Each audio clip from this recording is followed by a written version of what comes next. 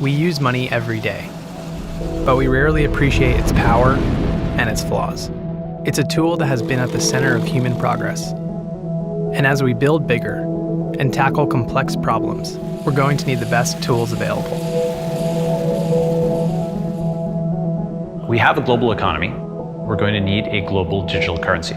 Cryptocurrency is going to be a great democratizing force for the world because it's going to level the playing field and allow anybody with a cell phone to access financial services. This is going to transform how we think about a real global economy. I think in order to understand its importance, we first have to define what currency means.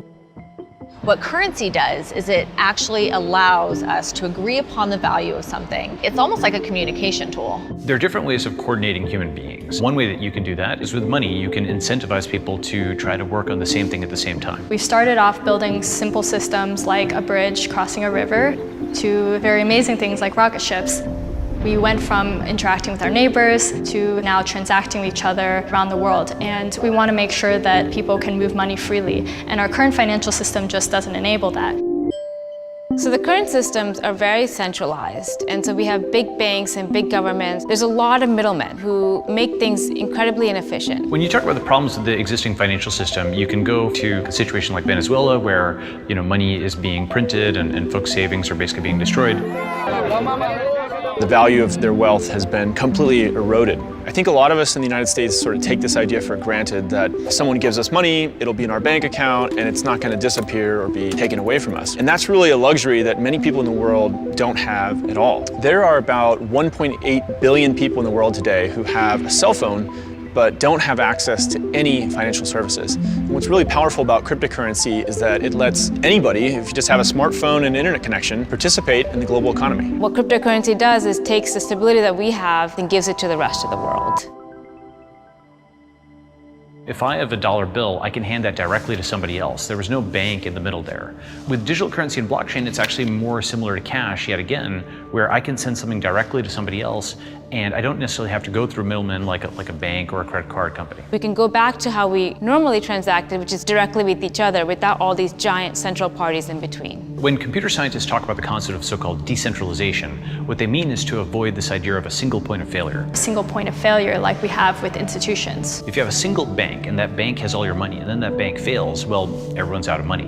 Whereas if you have lots of different individual nodes, hard drives and phones and so on that have some money, well, they're probably not all going to fail at the same time. So you no longer need the middleman to keep track of an internal ledger. All these computers are writing everything down for you. That network effect makes it unbreakable. So technology makes us richer and wealthier because you need less time or less money or less effort to get something done.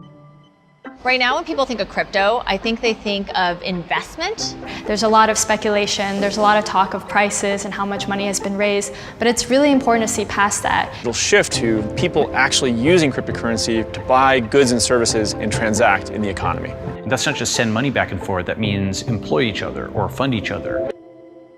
A more global economy is important because there is talent everywhere, but opportunity is not evenly distributed. In a world where this technology is fully adopted, it won't matter what country you're born in. All that will matter is that you have a mobile phone and internet connection, and you have skills and knowledge to learn, and you can contribute to the global economy. You can benefit from the world, and the world can benefit from you.